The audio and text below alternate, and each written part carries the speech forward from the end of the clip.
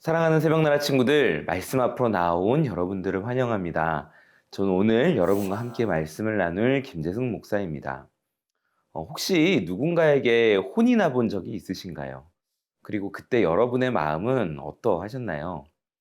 이 혼이 나는 상황에서 마음이 기쁘거나 행복했던 그러한 사람은 없을 것입니다. 오늘 본문에 나오는 욥은 엘리후를 통해서 아주 크게 혼이 나고 있습니다. 어떠한 이유에서일까요? 오늘 말씀을 통해서 한번 알아보도록 하겠습니다. 오늘 나눌 말씀의 제목은 아프니까 고난이다입니다.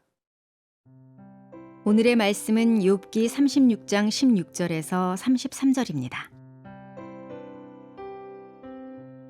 그러므로 그분은 당신을 고난의 입에서 꺼내 고난이 없는 넓은 데로 옮겨주셨고 당신의 식탁에는 기름진 음식으로 가득 채워주셨습니다.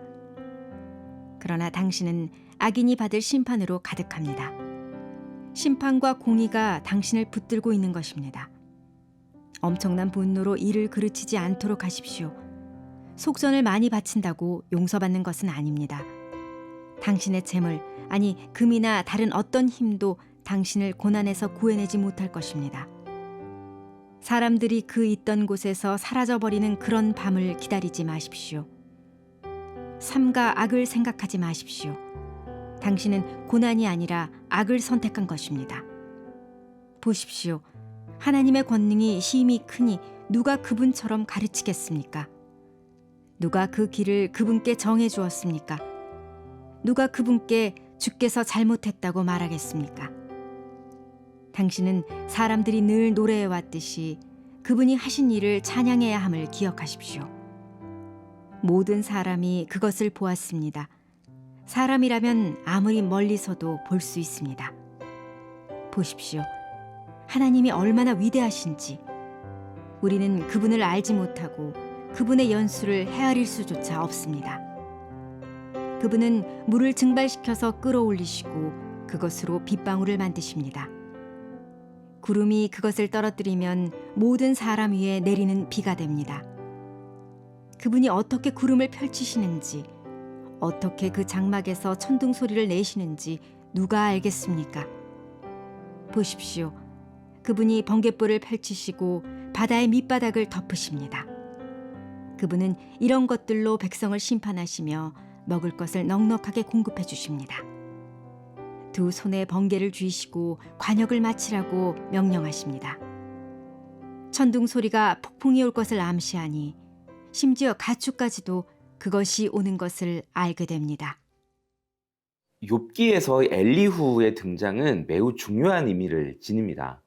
이 욥과 세 친구 간에 좁혀질 수 없는 아주 팽팽한 의견 대립을 완전히 새로운 관점으로 해석하여서 하나님의 뜻을 알려주고 있기 때문입니다. 오늘 본문에서 엘리후는 욥에게 어떠한 이야기를 하고 있을까요? 우리 16절에서 18절까지 함께 읽겠습니다. 그러므로 그분은 당신을 고난의 입에서 꺼내 고난이 없는 넓은 데로 옮겨주셨고 당신의 식탁에는 기름진 음식으로 가득 채워주셨습니다. 그러나 당신은 악인이 받을 심판으로 가득합니다. 심판과 공의가 당신을 붙들고 있는 것입니다. 엄청난 분노로 이를 그르치지 않도록 하십시오. 속전을 많이 바친다고 용서받는 것은 아닙니다. 아멘. 이 엘리후는 큰 고통 속에서 하나님을 원망하고 있는 욥을 아주 따끔하게 책망하고 있습니다. 이미 하나님께서 욥을 고난이 없는 곳으로 인도해 주셨다라고 이야기하는데요.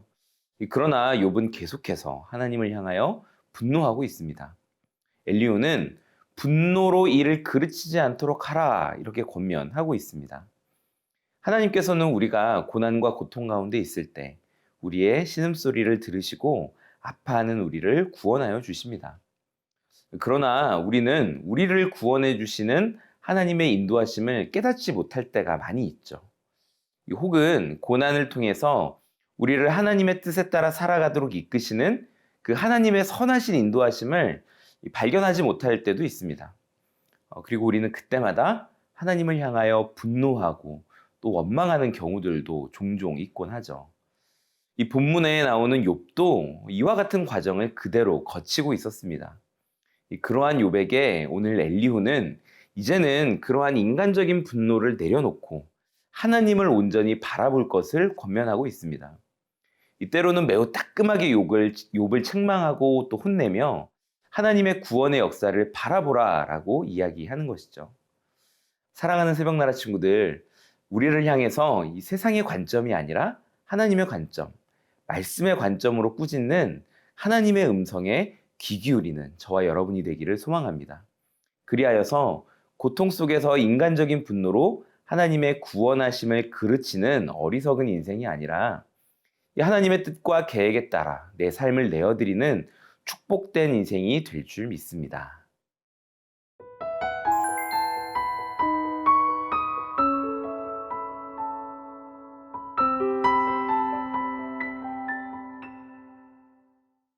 그렇다면 하나님의 구원을 경험한 우리들은 어떻게 살아가야 할까요?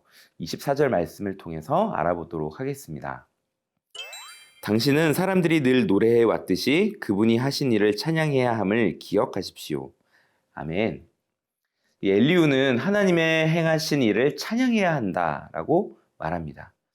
찬양은 하나님의 행하신 구원에 감사하며 그분을 높이는 행위입니다. 이 하나님의 행하신 일은 우리의 성공도 포함되지만 우리의 실패 혹은 우리의 고난도 포함이 됩니다. 그래서 우리는 고난 가운데에서도 찬양할 수 있는 것이죠. 우리의 삶에서 찬양이 끊이지 않을 수 있는 것은 성공을 통해서 또 실패와 고난을 통해서 우리를 조금씩 하나님의 자녀로, 하나님의 백성으로 이끌어 가시는 하나님의 계획하심이 또 우리의 삶을 이끌어 가기 때문입니다. 사랑하는 새벽나라 친구들, 오늘 여러분의 삶이 고난 가운데 있다면 하나님을 찬양하십시오. 우리의 삶을 이끄시는 하나님의 그 구원의 손길을 노래하며 그분의 이름을 찬양하십시오. 그 찬양이 우리의 믿음의 고백이 되며 하나님께서는 그 우리의 믿음의 고백을 통해서 놀라운 일을 행하실 것입니다. 사랑하는 주님, 오늘 말씀을 통해 고난 속에서 하나님을 향한 분노와 불평을 거두고 하나님을 찬양해야 함을 깨닫게 하시니 감사합니다. 오늘 하루의 삶이 하나님을 온전히 찬양하는 삶이 되게 하옵소서. 예수님의 이름으로 기도합니다. 아멘.